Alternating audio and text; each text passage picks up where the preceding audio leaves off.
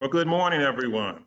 In a few moments, we will be conducting our second virtual meeting of the Board of Public Works. As you know, the state of Maryland is still actively responding to the coronavirus pandemic. Governor Hogan has taken a number of bold and decisive actions over the last several weeks to manage this crisis. But nevertheless, we remain in the midst of a public health emergency that will continue to affect our state and nation for many more weeks to come. The response to this new disease requires, of course, that we engage in social distancing in an effort to slow the spread of this virus and protect our vulnerable populations, which is why we are meeting today virtually again. As I stated 2 weeks ago, we know that social distancing and some of the other steps that our administration is taking, including limiting mass gatherings and closing schools and non-essential businesses, has been a challenge for many people and families and has been very disruptive to our everyday lives. These are not actions that the administration takes lightly, but they are absolutely necessary to flatten the curve so as not to overwhelm our healthcare systems, and to ensure that we have the space and resources necessary to treat those who are ill and those who will become ill with this virus, which is largely still unknown, and there is no vaccine or cure readily available at this time. So before going further with the board meeting, I want to provide a few updates with regards to the coronavirus numbers in terms of positive cases in the state. As of this morning, we have 1,985 confirmed cases of coronavirus here in Maryland. Now, understand that less than a month ago, we reported our first 3 cases of coronavirus, approximately maybe 3.5 weeks ago. And unfortunately, we have had 31 Marylanders to die from this virus. And that includes a retired Prince George's County police officer who was a couple of years behind me in high school at Carroll in DC. And I didn't know him at that time, but got to know him in more recent years because we traveled in similar circles. Some of those circles included one of his better friends or best friends, that's Steve McAdams, who is in charge of our constituent services, as well as his brother, his older brother, went to elementary school with Governor Hogan. And his brother also went to high school with me, he was a year ahead of me in high school. And so our thoughts and prayers go out to all the friends and families that have been affected by this terrible virus. And we want to ensure everyone that Governor Hogan is continuing to focus his entire efforts, and our administration is putting 100% of our efforts into addressing this pandemic. So over the coming weeks, we will continue to take this situation very seriously, and our administration will take whatever steps are necessary to make sure that we keep Marylanders safe. Now, I just want to make 2 last comments before turning it over to the Treasurer and Comptroller. First, I want to point out that very separately, the westbound Bay Bridge lanes are now open a year ahead of schedule, and there will be some interruption at night to make some additional adjustments, but those lanes are open and we're moving forward. Secondly, today is Census Day. Now, while it is also the fact that the census requirements have been moved back a little bit, it's still very important that all Marylanders, all residents of our state, take the time to answer the census. And I believe I mentioned it a couple of weeks ago that if you've received the census card or have gone online, it only takes a few minutes to be able to answer those questions, which is very important to our state in terms of the resources that we can expect to receive from the federal government and decisions that will be made in the coming years with regard to redistricting and a number of other efforts. So take a few minutes, particularly for those who are working from home or at home during this time, to fill out the census. And for some of us who are empty nesters, it only takes a few minutes because there's only two of us that have to report. So with that, I'd like to turn it over to Treasurer Kopp for any comments. Thank you, Governor. Yes, we did get the census questionnaire last week and filled it out, and it was remarkably fast and not terribly exciting news to put in, but good to do. And that brings me to say what I don't say too often, and that is my thanks and hats off to Governor Hogan. First of all, I think he's been just a very good, strong leader, what is needed and prudent and moderate, and leading the national governors was able to achieve practical, important things like postponing or deferring the final date of the census, the real ID, showing America that our system of federalism is so important. We have strong governors, we have good state government, and to at least some extent, I believe, making up for the lack of consistent, good, and reasonable leadership from the White House. And for that, I thank him and thank you and your administration. Thank you. Thank you, Lieutenant Governor, and happy birthday. What? Yeah, happy birthday, Lieutenant Governor. I would like to excuse the noise there. I would like to just echo what the Treasurer just said. I think almost all Marylanders appreciate the aggressive, rational, honest leadership of Governor Hogan and Lieutenant Governor Rutherford. If you could give him our personal acknowledgement that he and his team, including you, have been terrific. I would also include Treasurer Kopp, obviously, among state officials that people respond to very favorably. We've all heard from so many Marylanders about the economic and financial situations that have been totally disrupted by the pandemic. Obviously, those of us who are lucky enough to be elected officials have the privilege of holding public office. We're going to do everything we can to support Governor Hogan in his effort to save lives. That's our first priority. But that physical well-being and health of our people, as important as it is, we have to protect simultaneously the economic well-being of our state. That's why, as the state's chief fiscal officer, I'm calling on all financial institutions, small and large businesses, and consumers to work together to find solutions that help our families and businesses during these incredibly stressful times. I have indicated that I believe this is time for a 90-day voluntary payment holiday from monthly bills to help families and businesses keep their limited cash in their checking account and their savings accounts so that they can manage the crisis and pay employees, suppliers, or just take care of their own financial security. If we entered into vigorously a form of payment holiday, we could save immediately, as I speak, $6 billion in cash for small businesses, just from mortgages and auto loan, for example. Just those two categories, mortgages and auto loans.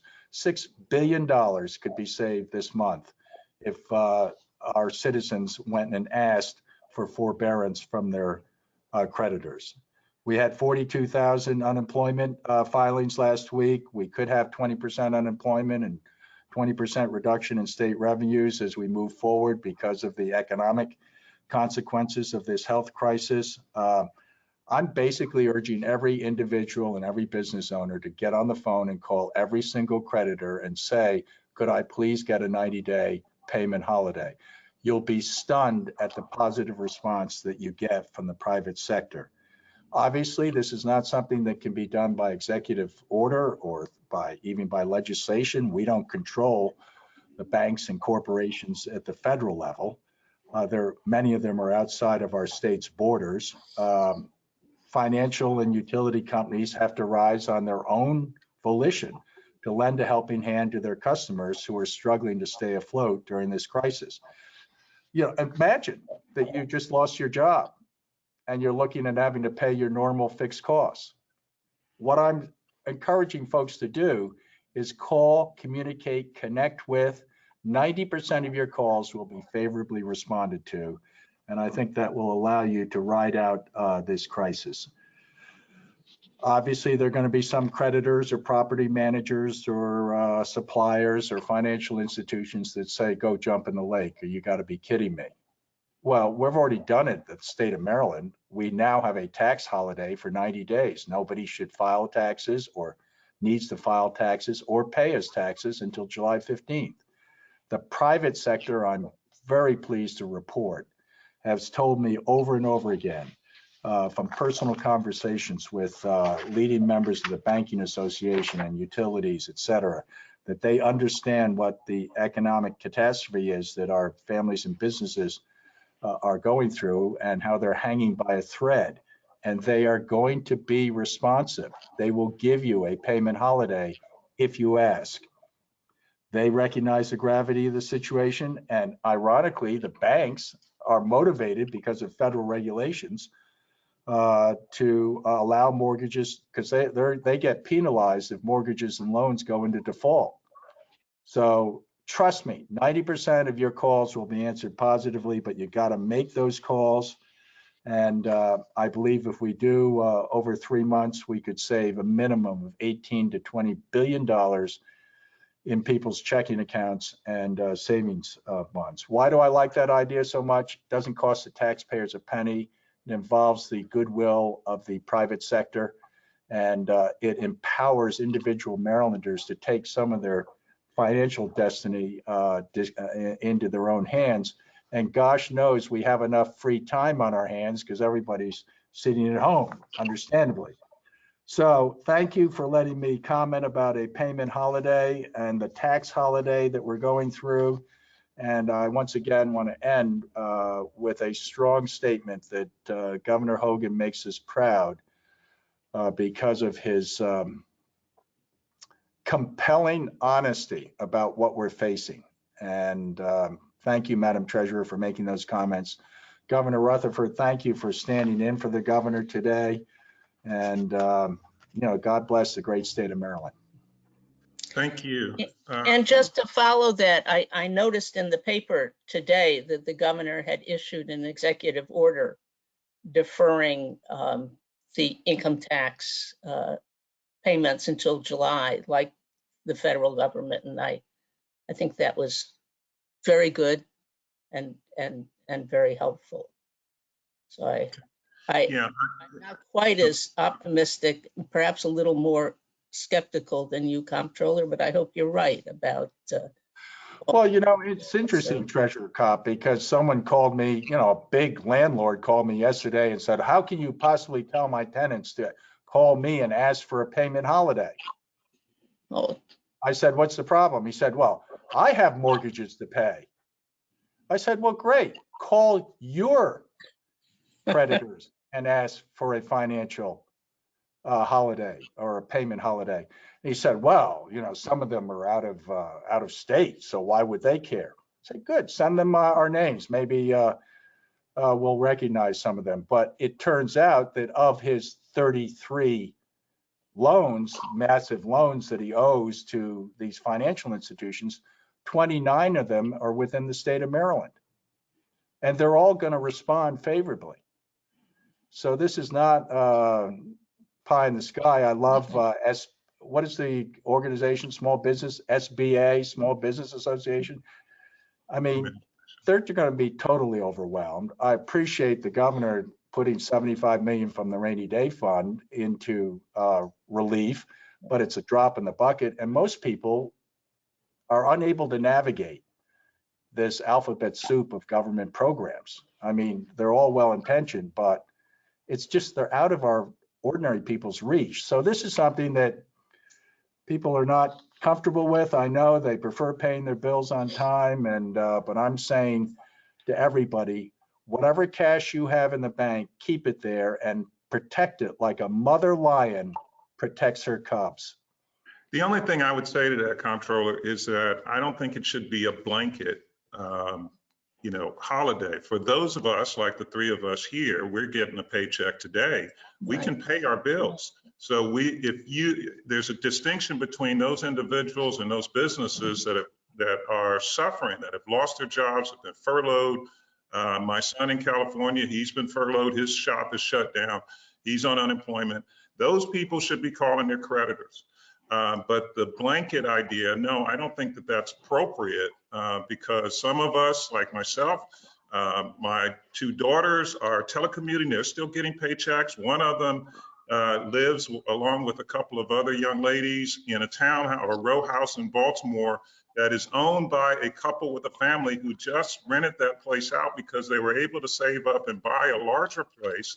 So if they stop paying, these people have two mortgages that they have to deal with. And I just think that cascading effect, particularly since they can pay. Well, that may be, Governor, I would be the last person to debate you, but the three of us have the ability to pay. So the idea of a blanket is the only thing I have an exception to. But yes, if you have lost your position or your business is suffering substantially because of this, you should call your creditors. You definitely should call and see how they can help you get through this period of time. I respectfully, I listened to exactly what you're saying, Governor, Lieutenant Governor Rutherford. I just respectfully disagree. This is a situation where everybody, well, all successful business people are already renegotiating their interest rates and their obligations because that's what we're, why shouldn't ordinary, well, hang on a minute. Could I comment? And we're able to pay them. I think that for everyone, I understand for those businesses, for those individuals, yes. But for someone like myself, I can pay my bills and I paid my mortgage today. And I should not be deferring. My daughters should be paying their rent because they are working. They should be doing that. They should not be seeking any exceptions at this time. We got to keep, some semblance of the economy going.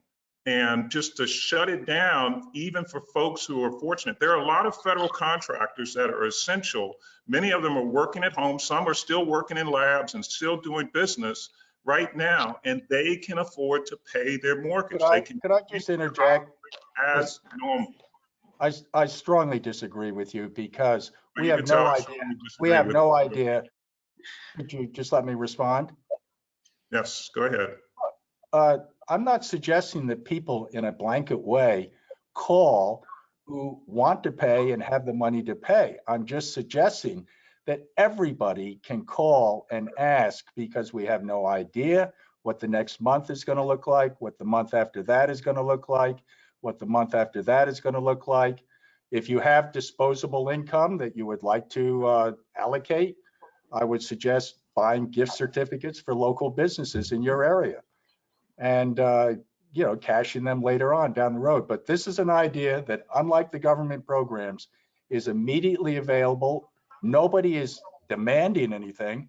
They're just calling and saying, hey, these are really rocky, rough, unpredictable times facing us.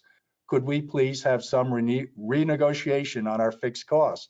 I think it's entirely appropriate. Disagree. Okay, thank you. Onward and upward. Secretary's agenda. Hi, good morning, Governor, Madam Treasurer, Mr. Comptroller. We have 26 items on the Secretary's agenda and one report of an emergency procurement. Item 11 is being withdrawn. I'm happy to assist with answering any questions.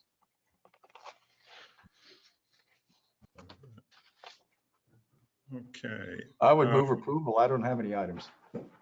I do have some questions on 5 and actually several, 5, 7 through 10, then we have 13 through 16.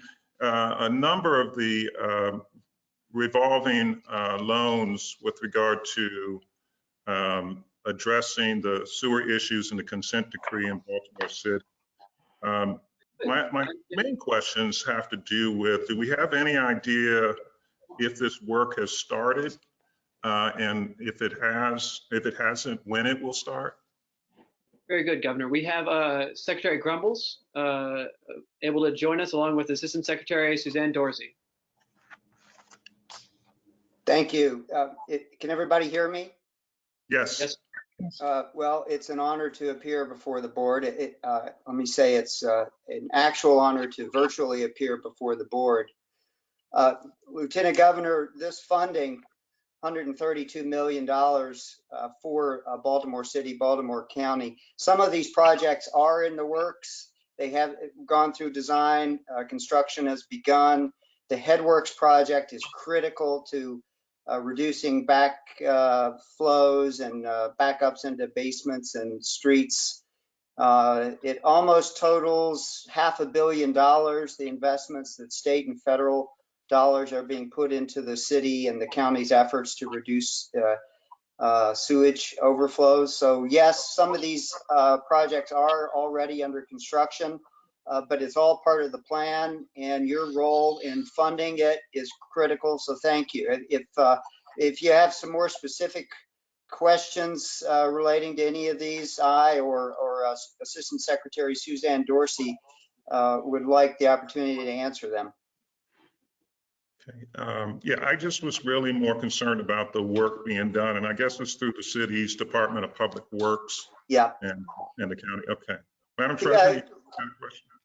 Lieutenant Governor, I just wanted to, you brought up something that's really important, and that is the city has contacted us because of the coronavirus chapter that we're in. The unions, the workers, there are safety elements of some of this work. So like any other major project, there are going to be some important precautions taken to protect the safety of the workforce, the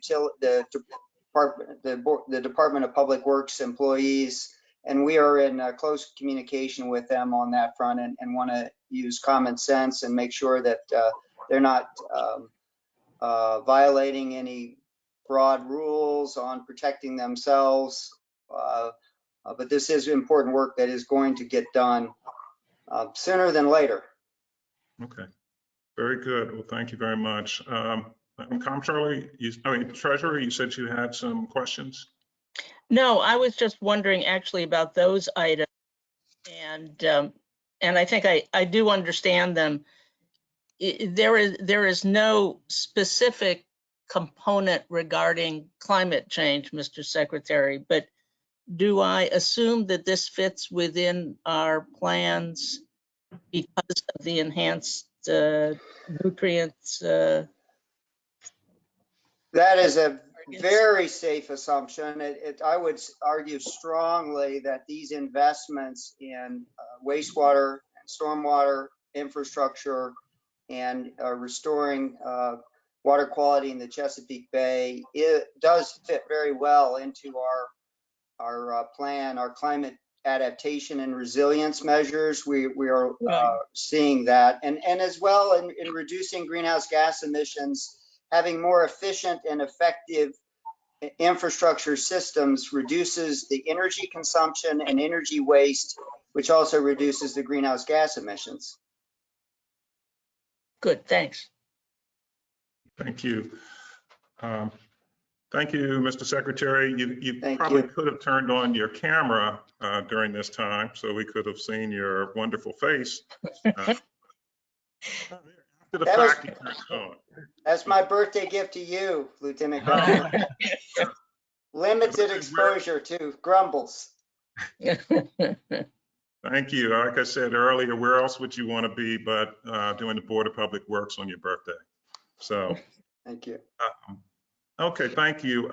Number 21, and I guess it's 21 through 24, I believe, has to do with the 21st Century School Project, and very happy to see that we're on schedule to have all 28 completed by 2023. all in the works by 2021. I believe all projects are in progress. We have 14 that have been completed. And the others, we have 4 before us today, the construction documents, and there are another 5 in planning that should be, construction should start by 2021 with completion of all the new schools and renovations by 2023. So I'm glad that we're on track and that is going very well. One of the things to consider as we move forward, and it goes for higher education as well, and I know the treasurer had mentioned something about that, is that with the coronavirus and the social distancing, I think even once we get past this phase, there's going to be a lot more remote education or tele-education that's going to be going on. And it's going to be something very interesting for not just K through 12, but the university settings as well. All new skills and the impact. It's going to be very difficult now to predict the impact on funding and financing of. Yes, very much so. You know, are the schools going to need as much dormitory space as they used to have? Right. Is there going to be that kind of difference? And just continuing this side conversation, I recently had an opportunity to do a trade mission, and the president from Morgan and the provost from UMBC attended, and we had an interesting conversation. And this was, Corona was still largely an issue in China, and it was starting to spread other places, but really had not impacted the US yet. But we were just talking about the fact that young people are becoming educated much differently than in the past with technology. And Dr. Wilson had mentioned this, a survey that was done by an organization he belongs to, that 10 years ago, students were saying that they were receiving most of their information in terms of coursework information from their professors. And in a recent survey, 60% were saying they were getting their coursework information from YouTube. And he was saying what is happening. I see you had a visitor. He said what is happening is that students will sit in a class with their professor, a large lecture, but they'll go on their computers or tablets and put their headphones in and listen to a different professor doing the same, covering the same material. So that, you know, if they feel that they relate better to this other professor who could be at the University of Colorado and they're sitting there at College Park, they're listening to the lecture from that professor versus the other. And they were saying it's really going to change how, you know, the education process with this technology. And now you throw in this, it's going to be quite different. But that's it. I don't have any other questions on the Secretary's agenda. Could I just add one thing on that now that I unmuted myself? That's the concern about equity. As this goes forward, I think it's going to be really important to make sure that it doesn't create essentially a two-tier, two-class system. Yeah. And I would move approval of the agenda. Okay. Second. Well, okay, we're all in favor. I guess Department of Natural Resources. But that's a very good point, Madam Comptroller. And I could go on to say we have an uneven system now, and we don't want to exacerbate it by the lack of technology. Madam Secretary. Hi, good morning and happy birthday, Governor. Good morning, Madam Treasurer and Mr. Comptroller. For the record, Jeannie Hadaway-Riccio, Secretary of the Maryland Department of Natural Resources, and we have 7 items on our real property agenda today for your consideration and approval. Happy to answer any questions you might have. I didn't have any questions on Department of Natural Resources. No, do we have a motion to approve? I move approval of the secretary, who is doing a fabulous job. I move approval of her agenda. And has a great kitchen too. Yes, clean. Thank you. Those counters, they're just not anything on it. Give us a panorama. No, I'm just joking. All I'm right. definitely heeding the order to work from home. Okay, well, thank you. The westbound lanes are open on the Bay Bridge now, so it's a little easier. Very excited about that as well. Thank you. All right, so I guess we're all in favor on the Department of Natural Resources. Thank you very much, Madam Secretary. Thank you. Thank you. University Bye-bye. System of Maryland. Good morning, Joe Evans representing the University System of Maryland. We have 7 items on the agenda. We're here to answer any questions. Okay. I have a question about 2AE. It's a sole source architectural and engineering over at Salisbury. On the line, I have Marvin Powles, who's the Vice President of Administration and Finance at Salisbury University, and William Olin, who is the Executive Director of Planning and Constructions at the University of Maryland College Park. Okay. Good morning. This is Marvin. Good morning. Good morning, Go Lieutenant ahead. Governor. It's Bill Olin. Happy birthday, and good morning, Comptroller Francho and Treasurer Cobb. Morning. Thank you, and good morning. Yes, this A&E firm was selected under a prior arrangement with a P3 between the foundation and the developer of the P3. But then they were kept after that P3 failed.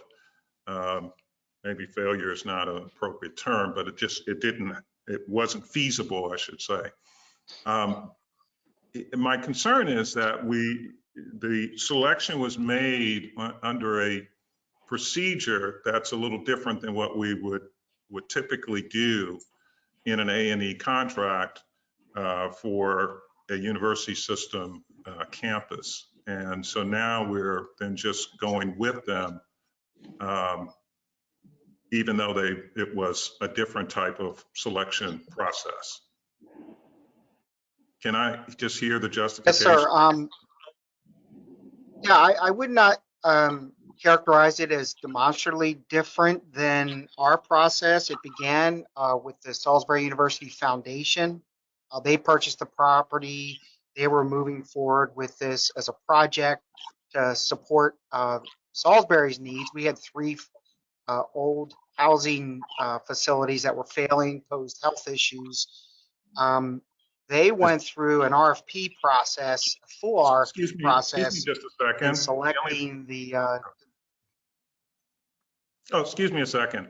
Sorry? Those 3 that you're talking about, is that Chop Tank and I can't remember the others that are the old? No, sir. It's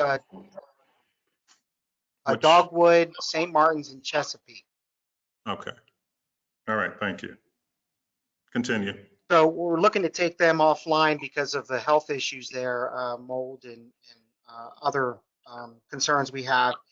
The foundation followed what we would consider a full RFP process, and we supported them in that. They solicited bids, they evaluated those bids, and then they chose a developer.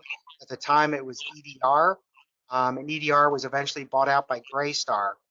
And they were with the project. We were instructed by the system to purchase the property for various reasons. That project, the system was not comfortable with the tax-exempt bond funding that they were going to use on the foundation side.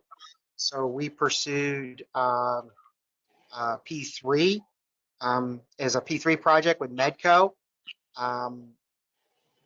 The system also did not feel comfortable with that. So we're moving forward with revenue bonds to develop the project on the Salisbury side of the house. Graystar has been with the project from the beginning as the developer, or was, and they had used DCI for the design work. Okay. I'm trying to give you as much of the background as possible in a brief amount of time. I don't know if you have Yeah, specific no, I understand. I questions for understand that. that. No, thank you. Thank you very much.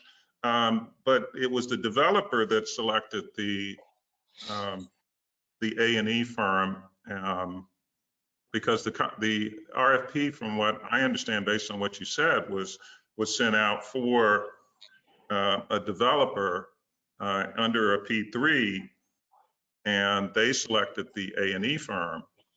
And so now that we're doing it as a state project, we're just keeping not just, but we're keeping the A&E firm that was selected really in a different method. They weren't selected directly through the procurement authority of the university system. It's just a little different. And so it raises a concern. I'm not going to stand in the way of this. I just, I get concerned when we go outside of our process, and then it's the fact that it's a sole source usually raises questions for the board. I know the comptroller often has questions about sole source contracts, and so I just I think it's worth bringing the attention of that. Separately, it does bring up points that we were hearing, and the treasurer may remember during our procurement task force. A number of the architectural and engineering firms came in, and when they complained about doing business with the state, they were particularly concerned about doing business with the university system.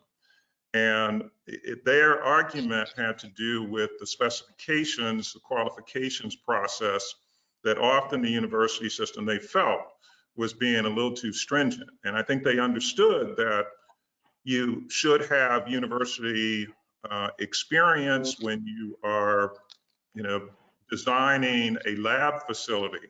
But when it came to office buildings or housing facilities, there wasn't much different from doing a commercial office or doing an apartment building. And so when I read the item here, and they talked about the fact that Design Collective has been doing work for the university before, that's great and good for them. But it also makes you, it reminded me of what the local A&E firms were talking about when they said that specifications go out that require that you have to have done work with a university previously, when sometimes it's just a dormitory, or in this case, kind of student apartments, that most A&E firms that have done commercial apartments or office buildings could do the same thing. So I just ask that Joe and all of the others that are involved in this, that you really take a look at your specifications where you can offer opportunities to more than just a select few of A&E firms, that you're not just being overly restrictive when it comes to these non-specialized facilities. I understand laboratories are very different, but when you're talking classrooms or office space, liberal arts classrooms and office space and dormitory or student housing, we need to be more inclusive. I understand that. Yes, sir. Go ahead, Bill. Let me add in here. I understand and I agree with your concerns. I'll just point out that DCI was part of the original bid. They were the winning partner on that. And when that was going out to bid, it was an open proposal, and other companies that we were trying to get companies on the shore to participate. And I could tell you there were some local firms and firms from the Ocean City, Rehoboth area that bid on this as a housing project. So it was a true open RFP that allowed other firms to bid on this, not just limited to collegiate housing. Okay, well, good. So Can I ask a question? Right now, we're at the A&E, and at some point, we'll have the construction contract coming through. Yes, sir. That is correct, Governor. Okay. Now, has that has already gone on the street? Slow down, Mr. Comptroller. That has already gone out on the street? Lieutenant Governor, no, not it has yet. not. We have not. Oh, okay. All right. Okay, thank you. I have a quick question on 3. Did anyone Could else have a question on 2A? I have a question on that one. Okay. That On wasn't 2? just on 2, just to make sure I understand. You went out for a P3 and essentially it wasn't financially feasible. And so we're now using auxiliary bonds in-house, essentially. Is that right? Yes, ma'am. The system office was not comfortable. We were working with Medco on this project, and in order to move forward with the project, we were going to be rolling our University Park project into this, and to make the debt service coverage. But the system was not comfortable with this, and so we moved towards revenue bonds in order to pay for the project. So my question really is there a way to get a ballpark on how much more expensive a P3 is? More expensive or less expensive? Well, We did have some numbers modeled on the project. Frankly, with the escalation we're seeing with construction and some other things, we're going to have to be reevaluating the scope of that project at this time to see. The revenue bond approvals have been done through the Board of Regents already, but we've not borrowed against that or moved forward with anything with that because of the we haven't put out the RFP for the contractor yet. Okay, I apologize to my colleagues. I would like to follow up offline and just understand the relative financings. Are you suggesting we hold this for? No, I think it's a project that has to go forward. I just like to understand it because I think it may have some lessons for other projects. Somebody's going to have to make money in a P3. Right, absolutely. And yeah, no, you're not delaying anything. We're here to do the state's business. I do want to point out, Joe, you got a couple of typos in this item. Maybe they've been corrected since I got this sheet, but you can look at that later. I have a question on 3. Could I ask a question? Oh, yes, I'm sorry. Thank you, Lieutenant Governor. I listened to the conversation earlier between you and the treasurer about the changing nature of higher education. In fact, it was brought up that people are now going to do a lot more as a result of the situation we're in right now, much more digital education. And you, I think, commented, do we even need new dormitories? And I guess that's my question for Vice President Evans. Have you guys re-examined the need for new dormitory spaces at Salisbury or any of your higher ed institutions based on the fact that apparently we're going to have somewhat of a sea change as far as how students learn and whether they even need to be on campus?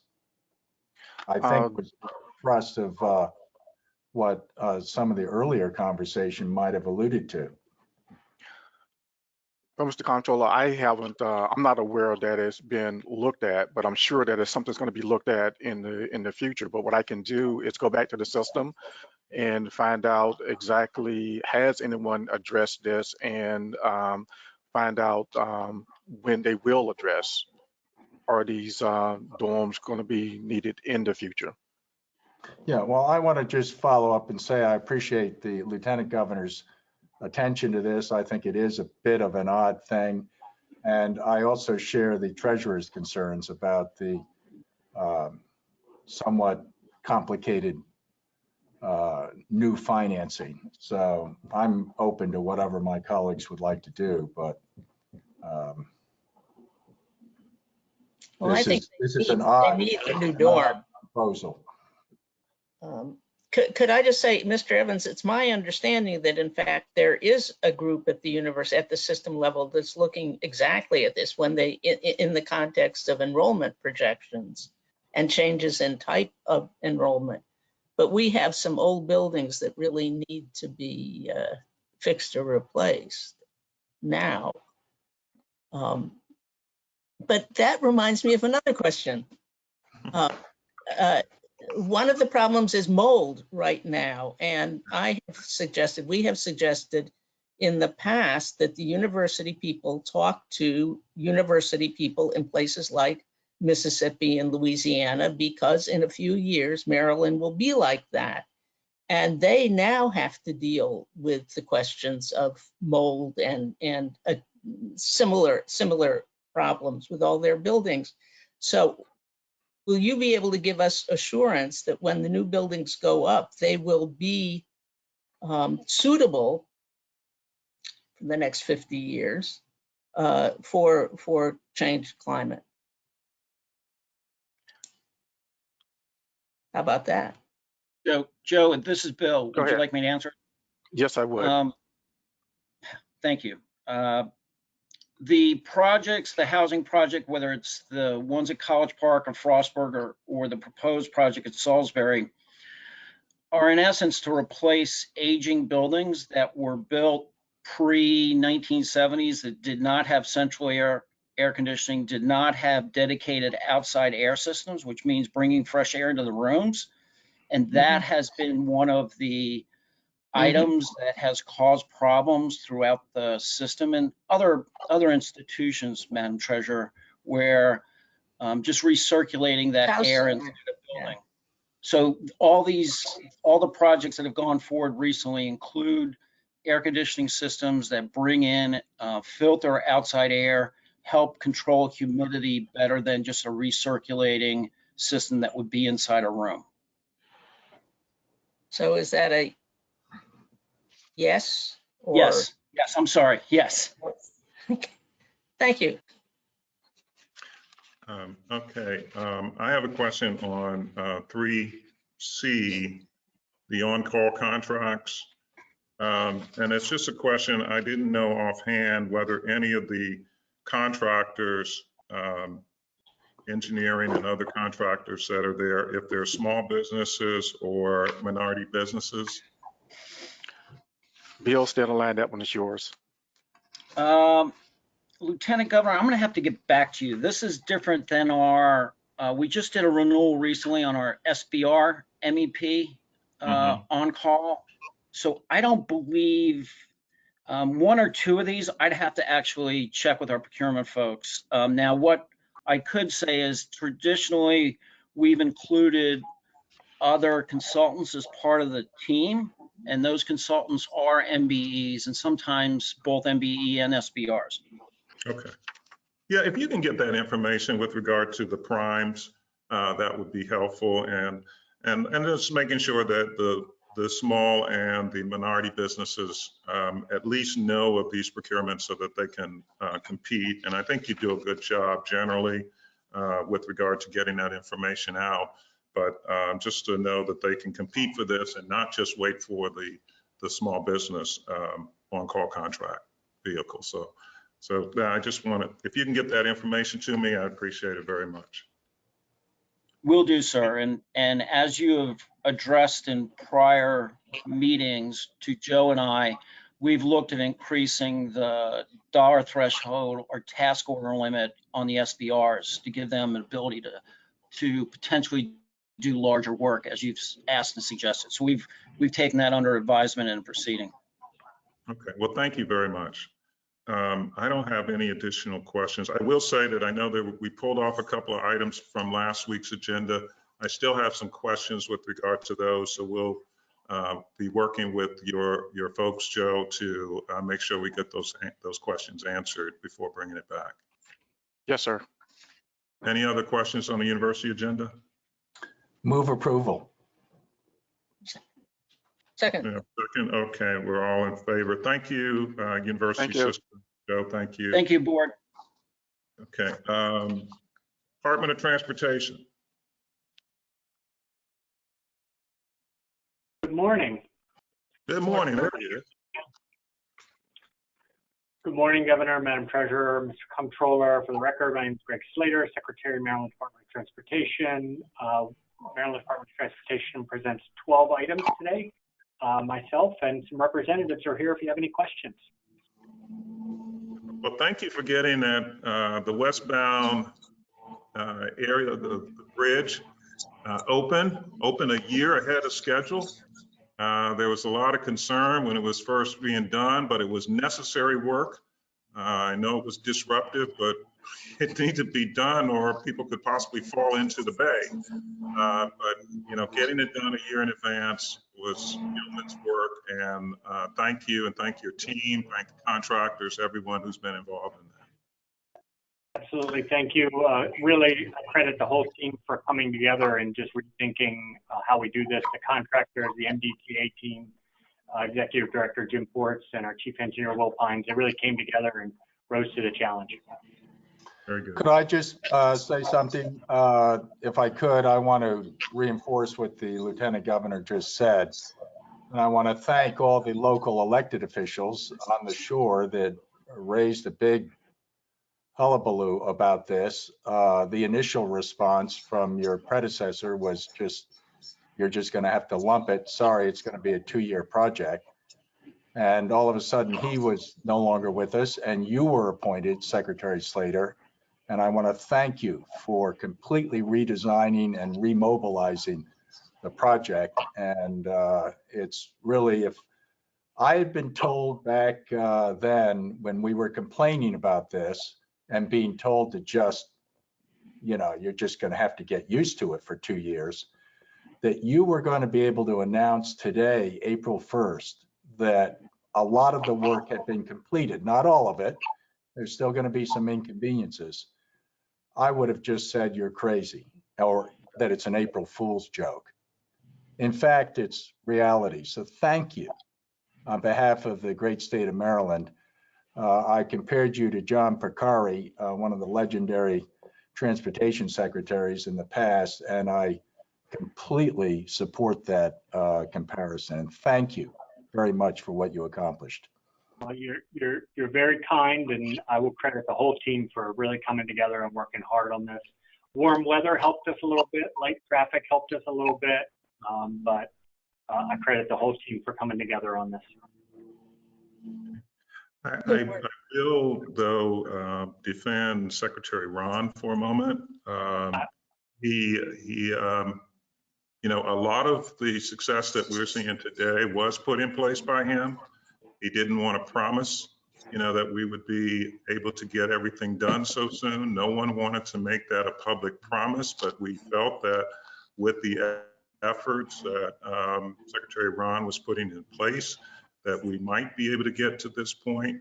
And the Secretary Slater, has picked up that ball and has been able to move, like you said, along with Director Ports and his effort as well. And then the grace of having warmer weather, or maybe the curse, Madam Treasurer, but we were able to get this done. But you know, maybe Secretary Ron didn't deliver his message in a way that was reassuring, but the plans were put in place when he was here, and he left because his wife threatened him that he needed to come back to New Mexico or stay here forever. And so it had nothing to do with his performance. So thank you. Yeah, absolutely, Governor Rutherford. Really, Secretary Ron did put a lot of measures in place. And certainly the team came together really behind the scenes and took advantage of every opportunity we had. Okay, you're breaking up a little bit. Are there any questions on the transportation agenda? Move approval if not. I do want to, I'm not going to, these aren't questions. I just want to point out the good work that transportation is doing at aviation, at MDTA, at MTA by utilizing the Small Business Reserve Program. Aviation is utilizing both the Small Business Reserve Program and certified minority businesses as prime contractors. And so You all are definitely a model agency for the rest of the state agencies with regard to utilizing small businesses and minority businesses. And so, and motor vehicles as well. I want to point that out. So thank you, and thank all of your team and all the mobiles with regard to the work that they're doing. Certainly will. Governor, could I Yes. could I suggest it might be useful for all of the agencies, and certainly for us who are sitting here learning week by week, how MDOT with its own system has been able to move ahead with MBEs and subs, but also bringing in primes, because it seems to me that some agencies have more difficulty doing that. And I think it'd be worthwhile for us to all hear at the same time how it can be done. Sure. We put a significant amount of effort into mentoring MBE firms, mentoring DBE firms, mentoring our small business I didn't firms. mean this very moment. Oh, okay, sure. Certainly, I can put the material together for you. I think it really would be very helpful, because this question of primes has been an ongoing one, and how they count. So, I will highlight that in this challenging time right now, we're actually holding a virtual town hall for our MBE and DBE communities to learn, and our small businesses to learn how they can take advantage of some of the programs out there. That's terrific. We should learn more, and then people who have to make decisions in other agencies should learn more too. Well, as he said, and as the university, Joe was talking about what they're doing at the university, is that it does start with the leadership, sending down the message to their program managers and procurement officials that you need to look for these, opportunities to work with small businesses. And sometimes it means changing, unbundling a large contract, taking pieces of it out, changing a mindset. And that's what Joe was talking about previously, in terms of how much work, in terms of volume, that a small business can do. And so sometimes it takes a little more research on the part of our procurement personnel. And so, transportation has done a very good job. And I think as we continue to further professionalize our procurement staff, which includes compensation and training, that they will be able to perform just as well. So, thank you. Great message. Okay. Now we do have a motion on the table for the transportation agenda. Do we have a second? Second. Okay, I think we're all in favor. Thank you, Secretary Slater. General Services.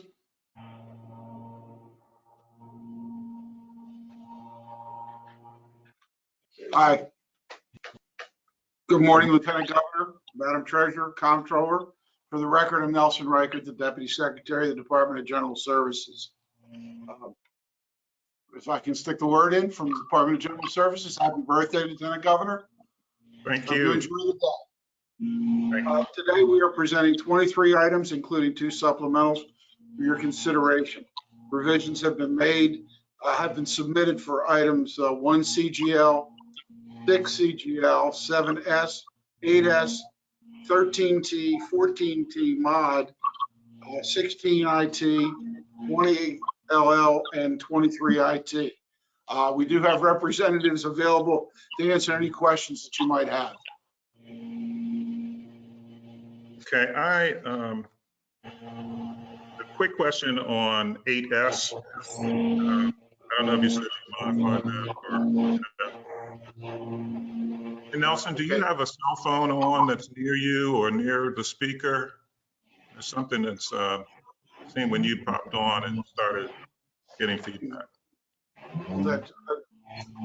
Don't believe there's anything else in here that would. Okay, all right. Okay, on 8S, this is just a quick question on the contract. I guess is going to go to C.B. Richard Ellis. Does that include the title services? I have Wendy Napier here, our Assistant Secretary for Real Estate, to answer that if you Sure. would. Good Hello, Wendy. morning. Good morning. I can confirm the broker services contract does not include title services. Our title services RFP is actually closing today, and we Oh. typically bring that to the board in June of each year. Okay, very good. Thank you. I'm going to jump to item 15, IT, unless Treasurer Comptroller have questions before that. I had one about two, the hospital, Oh, the which I university- support strongly. No question, we need the hospital, and Yes. to see progress being made. But the Lieutenant Governor brought up the question of MBEs. And this raised in my mind and in the mind of some legislators, What is the item? question of how we work MBE goals into these sorts of what are essentially grant programs. And I just want to put sort of a stake in the ground saying, I think we should come back and look at this. I'd like to understand better the process and how, I mean, this is a $56 million, this is a large grant. Right. How these issues are worked into different types of programs like this. All right. Shirley That's Kennedy's a here. very good point. Yeah, because, this, particularly like this one going to the university system or University of Maryland medical system, Yeah. we're doing, I know there's an emergency contract that the University of Maryland Medical is doing with regard to Laurel Hospital, getting that up and operational. And so there are concerns about, both emergency contracts, but just where we're providing the funding in this case, and like the treasurer said, a $56.2 million project to making sure that there is MBE participation. And I believe that there is, and that the university and the departments and everyone has the right goals in mind, the end in mind, but to understand how, when it's not a typical procurement, those ends are gained, I think is really important. Isn't it? Isn't that right? Yes. Good morning. I'm Shirley Terrell, or Shirley Kennedy, and I'd just like to say good morning. I am the director of the Capital Grants Program, and with respect to your questions about the capital grantees, Right. because the individual grantees, like UMMS, conduct their own procurements, we're not involved in the procurement at all as far as MB SDRs are concerned and setting goals.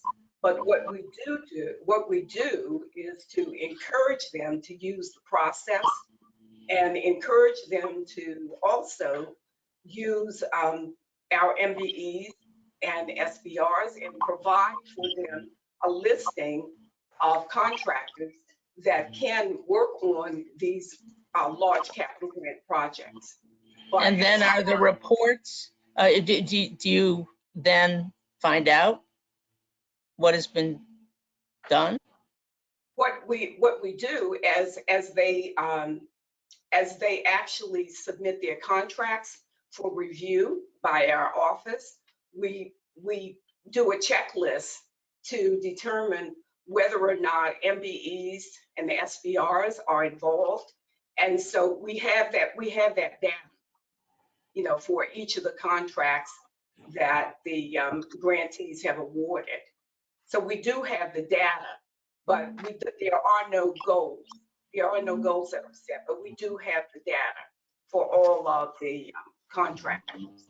All right, well, as I said, I just wanted to put the issue on the table. I think we could all learn, I at least could learn more about it and to understand and see if there's a way we can assure everybody that the state's goals are being met even though I understand this is a grant program and it's different than a typical procurement. And I do, the lieutenant governor and the governor and comptroller share this concern.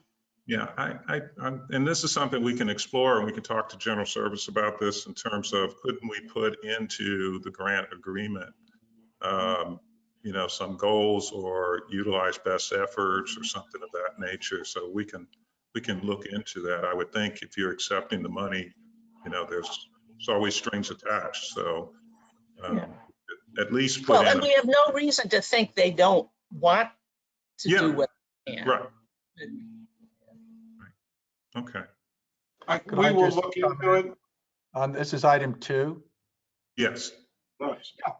No, I strongly support it. And yesterday, apparently, the President of the United States announced that we, in a best case scenario, are looking at 100,000 to 240,000 deaths from the coronavirus.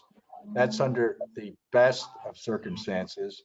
And I believe he also mentioned it could go as high as 2.2 million Americans who die from this horrible virus. So I just want to thank the first responders and the healthcare workers who apparently have all sorts of concerns about equipment, et cetera, being made available. But I want to applaud them for their courage. Many of them are walking into, obviously, suffering from this horrible virus in order to save their patients, and it means a lot to me. I think they're true heroes. And we can't afford to lose them. Right. They Cannot are afford to lose them. definitely, they're definitely heroes every day, and not just in this situation. 15 IT. The State Board 15 of IT. Yes, Linda Lamone and Nikki Charleston are available. Okay. It's more regarding, my questions have to do with the special election that is going to take place the end of this month, and then the primary election that has been pushed to June. I know that there's been discussions. Well, first of all, for the special election, it's going to be done via mail for the 7th district, and but there's still questions in terms of how you handle those with disabilities who may have difficulties with regard to a mail-in special election, as well as the primary. I understand your board has voted to go all mail for the primary also, but I'm not sure it addresses all the issues associated with those who may have disabilities.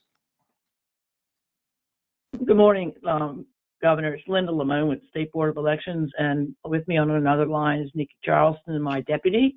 As everyone has said, I wish you a happy birthday. Thank you very much.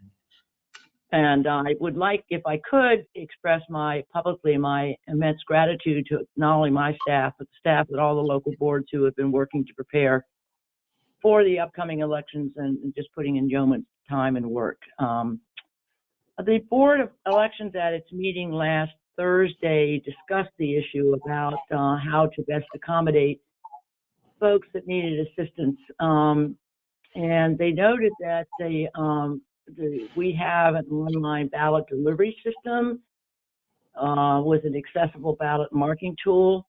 And the tool has been tested by the National Federation of the Blind and the University of Maryland, University of Baltimore Usability Testing Lab. And we've used it successfully since 2012. And the system is also designed to work with the voters' own accessibility features and tools on their home computers. So there's nothing new for them to learn in order to use it. And the board felt that under the circumstances with the virus at the time, and now even more dire situation, that we needed to minimize any person-to-person contact. So they felt that the tool was available and should help mitigate the issue. Has that satisfied, satisfied those advocates, and I don't know what the Assistant Attorney General has said with regard to any of this, has that satisfied the advocates who've been concerned about a mail-only ballot? Oh, Governor, I have not heard from them, so I can't answer your question.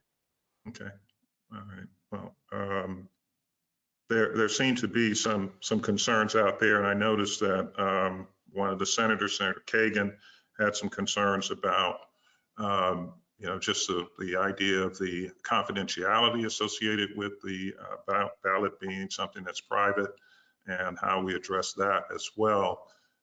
But it sounds like you're working on it. With regard to, okay, I'm sorry, go ahead. I would just like to add that part of the problem with having person-to-person voting is the availability, or now the non-availability of public transportation, especially in the urban areas, because you all don't want, and I wouldn't want my folks either to be riding around on buses and so forth. So I think we all need to keep that in mind as we keep designing what we're doing. Well, yeah, I think even probably more so is the getting the workers to the locations, because often they are retirees who might be a little older or might be in the high risk categories that getting there. With regard to the April special election, what type of activities have you put on so far, particularly as it relates to reaching the communities in the 7th congressional district, to make sure that they know, first of all, that it's going to be mail-in, that they're not going to their polling places. And then even with that, have you mailed out ballots, given that we're 3 weeks away at this point from the election? Right. I'd like, if you don't mind, Governor, I'd like to ask Nikki if she could please lay out some of the outreach that we've been doing and we plan to do. Okay, thank you. Good morning. This is Nikki Charleston, Deputy Administrator. Thank you, Linda, for the opportunity to talk about the voter outreach efforts and the schedule for mailing ballots. I'm pleased to report that the first batch of ballots will go in the mail today, with continuing through Friday. So by Friday, all of the voters in the 7th Congressional District will have ballots en route. We are working with, we have a contract for some PR support and are looking to expand that to provide a much greater voter education about the change of the way we're delivering the election and the important deadlines that are coming up. Our first focus, of course, will be on the 7th Congressional District and making sure that we are targeting voters in that district. And then we will, depending on the board's action tomorrow, at tomorrow's meeting, we will then start focusing very quickly on any changes to the June 2nd presidential primary election. Okay, now with regard to the PR support, I'll get to the ballot mailing in a moment, but the PR support, are you utilizing entities that can reach into the urban community? I'm not sure who, and it's not important who you're using, but sometimes utilizing large PR entities don't necessarily always speak the language or able to reach the communities that may not necessarily follow on the typical ways that we reach people. Have you looked at how you're going to reach primarily an urban community? So we're fortunate in that our PR team includes people that are familiar with Maryland and have access to those advocacy groups. We've also, through the Assistant Attorney General, have been talking with the advocacy groups to see about how they might also help us spread the message to their constituencies. So at this point, we're going to welcome any and all help that we can get, getting to as many voters in the Congressional District 7 first, and then statewide for June if that's necessary. Okay, well, sometimes groups who are familiar with Maryland doesn't mean that they're familiar with what happens at the grassroots level. And despite what sometimes they'll tell you, doesn't mean that they, are right there. Now, with regard to the mailing of the ballots, you're mailing out today, but I think many of us, and all of us that are sitting on the board today have been in campaigns and know that sometimes when you mail out to people, their addresses change, things are different. So mailing at this point, and particularly mailing ballots, to me seems as though you're going to get a lot of those coming back, where people have changed addresses in the last year or so and have not, notified the local boards of election. Just in my mind, as kind of a layperson, I would have thought that once the decision was made to go to a mail ballot for the April special election, that if nothing else, a postcard maybe should have gone out, and then that outreach effort to say, if you have not received a postcard, check with your local board of elections with regard to, whether your address is correct.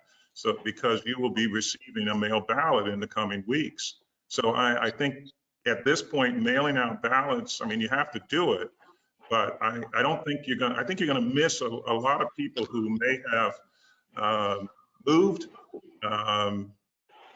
may be someplace else in the hospital or whatever the case it may be. But I would have hoped that you would have gotten on this a little sooner than now. How are you going to address, the question is, how are you going to address those that come back, those ballots? Sure. So a couple things. So we have one of our primary source of information is the MVA, and understanding that they are closed for in-person transactions. We are still receiving hundreds of electronic transactions from them a day. And over the last year, we've been receiving thousands of transactions, with many of which are changes of address. As soon as the governor's proclamation was issued on March 17th, we did start pushing out messaging about make sure your address is up to date and how to do that. So we started on that immediately after the governor's proclamation on March 17th was issued. We need, as you said, we need to get the ballots out, and that's what's happening.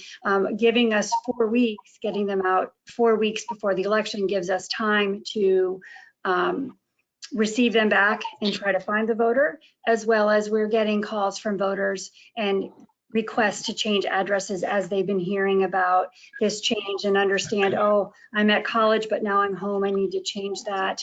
And so people seem to be aware. There's always more people we can reach, and we are working to do that. And we'll continue to do that all the way through the April 28th election. Okay, very good. Okay, so when you do receive them back, any that come back, you'll try to go back and see if there's a way to reach them. And the locals, because you have 3 boards of elections that are going to be addressing this as well. So I guess they're looking at their portion of the district. Correct. Those ballots will be returned to the local board of elections directly. And to the extent that the post office provides a new address, we will be using that address and continuing to reach out to voters, both receiving the requests as well as being proactive to reach out to them. Okay. All right. Thank you. My last question, candidates who want to get on to the November ballot that are not affiliated with the major parties, they typically have to get signatures. Is there any consideration of allowing for e-signatures to get on the ballots? Thank you for... Go ahead, Nikki. No, go ahead. I was going to say, we have started looking at that question already and working with the Attorney General's office to see how we can best accommodate not only the candidates, but potential new parties and any referendum. So we're still trying to figure that out. Okay, because what is it, there's an August timeline for collecting a certain amount of ballot or signatures? I think it depends on the type of signature gathering. I think for candidates, yes, that sounds about right to me. I don't know about the process, for example, for a petition to amend a charter, county charter. Okay, yeah, okay. All right, is that in statute or regulation? Do you know? Offhand, I haven't looked. It's in the Constitution and in the statute, and we have some regulations. And then, of course, for the charter amendments, there might be some charter provisions. Constitution probably did not envision e-signatures. No, probably It not. probably said you must get a signature. I have to pull out, I have a pocket constitution here, state as well as the US. I have to look at it. It probably says signature. It probably doesn't say by hand, but Right. we'll have to. The state has authorized, and the governor has further expanded that, the use of digital signatures for various transactions. So we're working with the Attorney General's office to see how we can accommodate the process. Okay. All right. Thank you. Could I ask about the April election? Do you have any projections on participation, turnout? Oh, no, we don't. I mean, with everything that's going on with the virus, it's all over the place. I think in this other states who have had their primaries, of course, they weren't as far advanced with the infection as we are. It's been a pretty good turnout, but I don't know whether or not the virus is going to tamp it down. Yeah. Okay. Could I ask a question? Sure. Sure, Mr. Cool. So forgive me for being blunt, but I am highly skeptical about this ability of the state to pull off a mail order election or mail ballot only election. A little less concerned about the congressional race because that probably will have a lot lower turnout, but the statewide race, June 2nd, I think we're still waiting to get the results from California of their statewide election. I don't remember that ever getting reported. So I guess I'd like to have the Administrator Lamone walk us through again the state board's plans to make sure we have a seamless and secure election, since nobody's going to be voting in person. And most, let me just finish. Most importantly, an accurate and timely counting of the votes to prevent delays in announcing the election results, such as we had in California.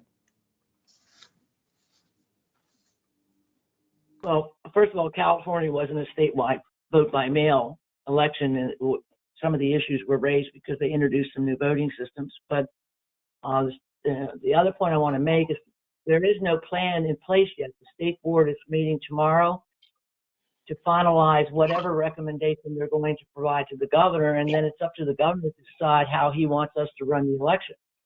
And that depends a lot on the Department of Health's predictions. In my opinion, it depends a lot on the Department of Health's position on, sorry for the phone, where we are in the infection rate and whether or not there can be person-to-person interaction. So there's some factors out there that are completely beyond my control. Yeah, and forgive my lack of confidence in us doing something that we have never done before in the state of Maryland. But I do have some real questions based on, hopefully there aren't any apps involved in this like there were in Iowa. No, Iowa is a caucus, not an election run by the party. We don't use apps. In getting election results? No, we don't. We have a certified network that we use. Yeah, Mr. Comptroller, I echo your concerns. And I thought my understanding of California was a statewide, and they were doing mailing, but they also were opening selective sites that not, the full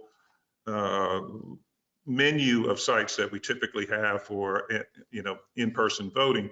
But they were trying to go, and Los Angeles County in particular was a basket case because they didn't get out their ballots. They didn't get out enough ballots.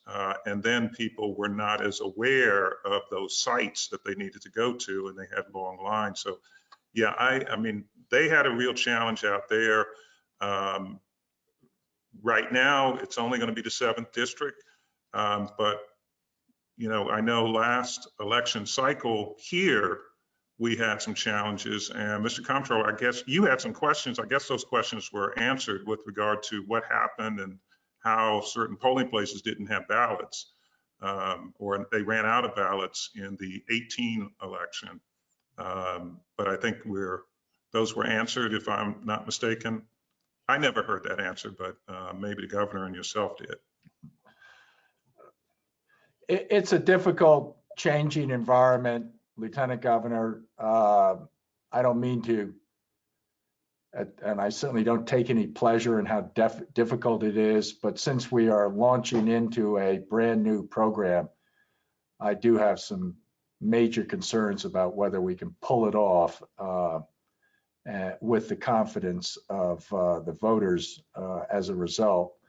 I always hope for the best and prepare for the worst, but I think some of your, we never did really find out, other than just sheer incompetence, why there were not an adequate number of ballots. Okay.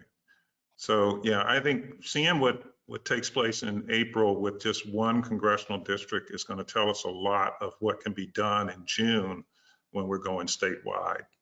So we're going to have to really, you know, pay attention to that and see how that's going to come about. I do still have one more question. It's a task order within 16 IT, and it has to do with the State Board of Elections. This is a data center operations task order, excuse me, with a data center operations company that is based in Chantilly.